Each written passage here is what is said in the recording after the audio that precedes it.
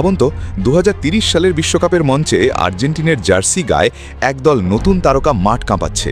কেউ দুর্দান্ত গতিতে প্রতিপক্ষের রক্ষণ ভেঙে দিচ্ছে, কেউ মাঝমাঠ থেকে তৈরি করছে অসাধারণ সুযোগ, আবার কেউ গোল করে পুরো স্টেডিয়ামকে আনন্দে ভাসিয়ে দিচ্ছে। মেসির যুগের পর আর্জেন্টিনার নতুন নায়ক কারা হতে পারেন? আজকের ভিডিওতে আমরা জানব এমন ৭ জন তরুণ ফুটবলারের কথা, যাদের মধ্যে কেউ ইতোমধ্যেই ইউরোপের বড় ক্লাবে খেলছেন, আবার কেউ ভবিষ্যতের জন্য নিজেকে প্রস্তুত করছেন। তাহলে আর দেরি নয়, ৭ নম্বর থেকে শুরু করে ১ নম্বর পর্যন্ত দেখে নেওয়া যাক ২০৩০ বিশ্বকাপে আর্জেন্টিনার হয়ে আলো ছড়াতে পারেন কারা। Number 7, Joaquin পানিচেল্লি। আর্জেন্টিনার এই প্রতিভাবান ফুটবলার বর্তমানে ফ্রান্সের ক্লাব আরসি স্ট্রাসবুর্গের হয়ে খেলছেন। তিনি মূলত একজন সেন্টার ফরওয়ার্ড বা স্ট্রাইকার। লম্বা গড়ন, শক্তিশালী শারীরিক উপস্থিতি এবং গোলের সামনে ঠান্ডা মাথায় সিদ্ধান্ত নেওয়ার ক্ষমতা তাকে অন্যদের থেকে আলাদা করেছে। পানিচেল্লি শুধু গোল করার জন্য অপেক্ষা করেন না, তিনি প্রতিপক্ষের ডিফেন্ডারদের সঙ্গে লড়াই করেন, আকাশে বল দখল করেন এবং সতীর্থদের জন্য জায়গা তৈরি করেন। ২০৩০ সালে তার বয়স হবে প্রায় ২৭ বছর, অর্থাৎ একজন স্ট্রাইকার হিসেবে নিজের সেরা সময় থাকার সম্ভাবনা রয়েছে। যদি তিনি ধারাবাহিকভাবে গোল করতে পারেন এবং আর্জেন্টিনা দলে নিয়মিত সুযোগ পান, তাহলে ২০৩০ বিশ্বকাপে আর্জেন্টিনার আক্রমণের অন্যতম ভরসা হয়ে উঠতে পারেন Joaquin পানিচেল্লি। Number 6, Valentin Carboni.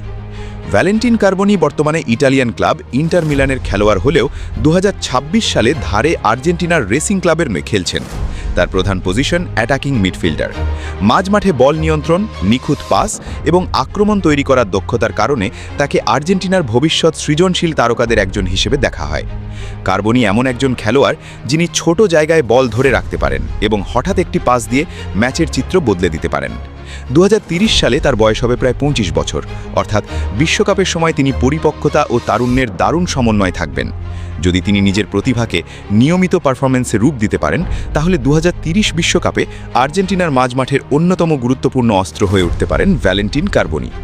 Number 5, Claudio Echeverri. আর্জেন্টিনার এই তরুণ প্রতিভা মূলত একজন অ্যাটাকিং মিডফিল্ডার। তিনি ম্যানচেস্টার সিটির খেলোয়াড় এবং ২০২৬ সালে অভিজ্ঞতা ও নিয়মিত খেলার সুযোগ পাওয়ার জন্য স্পেনের জিরোনায় ধারে খেলেছেন। এচেভেরির সবচেয়ে বড় শক্তি হল তার ড্রিবলিং, দ্রুত পায়ের কাজ এবং আক্রমণাত্মক চিন্তাভাবনা। তিনি মাঝমাঠ থেকে বল নিয়ে সামনে এগিয়ে যেতে পারেন, ডিফেন্স ভাঙতে পারেন এবং গোলের সুযোগ তৈরি করতে পারেন। অনেক সমর্থক তার খেলার মধ্যে আর্জেন্টিনার ঐতিহ্যবাহী সৃজনশীল ফুটবলের ছাপ দেখতে পান। ২০৩০ বিশ্বকাপের সময় তার বয়স মাত্র ২৪ বছর, তাই তখন তিনি আরও অভিজ্ঞ এবং আত্মবিশ্বাসী হয়ে উঠতে পারেন। যদি তার উন্নতির ধারা অব্যাহত থাকে, তাহলে এচেভেরি আর্জেন্টিনার নতুন প্রজন্মের অন্যতম বড় ম্যাচ উইনার হতে পারেন। নাম্বার 4, কিকি রামোস। কিকি রামোস আর্জেন্টিনার নতুন প্রজন্মের অন্যতম আলোচিত তরুণ প্রতিভা। তিনি বর্তমানে ভেলেজের যুব পর্যায়ের সঙ্গে যুক্ত এবং মূলত লেফট উইঙ্গার হিসেবে খেলেন। তার গতি, বল নিয়ে সামনে এগিয়ে যাওয়ার সাহস এবং ১ বনাম ১ পরিস্থিতিতে প্রতিপক্ষকে পরাস্ত করার ক্ষমতা তাকে বিশেষ করে তুলেছে। কিকি এখনও নিজের ক্যারিয়ারের শুরুর পর্যায়ে রয়েছেন, তাই তাকে নিয়ে বড় প্রত্যাশার পাশাপাশি ধৈর্যও দরকার। ২০৩০ সালে তার বয়স হবে প্রায় ২১ বছর, অর্থাৎ বিশ্বকাপের সময় তিনি তরুণ হলেও বড় মঞ্চে নিজেকে প্রমাণ করার মতো অবস্থায় থাকতে পারেন। যদি আগামী কয়েক বছরে তিনি ক্লাব পর্যায়ে দ্রুত উন্নতি করেন এবং আর্জেন্টিনার সিনিয়র দলের সুযোগ পান, তাহলে ২০৩০ বিশ্বকাপে অন্যতম চমক হয়ে উঠতে পারেন কিকি রামোস। নম্বর 3, থিয়াগো মেসি। নামটি শুনলেই ফুটবল বিশ্বের কোটি কোটি মানুষের মনে আলাদা কৌতূহল তৈরি হয়, কারণ থিয়াগো মেসি হলেন কিংবদন্তি লিওনেল মেসির বড় ছেলে। তিনি আক্রমণাত্মক মিডফিল্ডার হিসেবে খেলেন এবং তার বাঁ পায়ে বল নিয়ন্ত্রণ ও খেলার প্রতি আগ্রহ নিয়ে ইতোমধ্যেই অনেক আলোচনা রয়েছে। তবে মনে রাখতে হবে, থিয়াগো এখনও খুবই তরুণ এবং তার ভবিষ্যৎ নিয়ে এখনই নিশ্চিত কোনো সিদ্ধান্ত দেওয়া সম্ভব নয়। ২০৩০ সালে তার বয়স হবে মাত্র ১৭ বছর, তাই বিশ্বকাপ দলে সুযোগ পাওয়া কঠিন হলেও অসম্ভব নয়। যদি তিনি দ্রুত উন্নতি করেন এবং বড় মঞ্চে নিজের প্রতিভা প্রমাণ করতে পারেন, তাহলে আর্জেন্টিনার হয়ে বিশ্বকাপ খেলার স্বপ্ন বাস্তব হতে পারে। তবে তিনি শুধু মেসির ছেলে নন, ভবিষ্যতে তিনি নিজের পরিচয় তৈরি করতে পারেন কিনা সেটিই হবে সবচেয়ে বড় প্রশ্ন। Number 2, Franco মাস্তান্তুয়ানো। ফ্র্যাঙ্কো মাস্তান্তুয়ানো বর্তমানে বিশ্বের সবচেয়ে আলোচিত আর্জেন্টাইন তরুণ ফুটবলারদের একজন। তিনি রিয়াল মাদ্রিদের খেলোয়াড় এবং মূলত রাইট উইঙ্গার বা আক্রমণাত্মক মিডফিল্ডার হিসেবে খেলেন।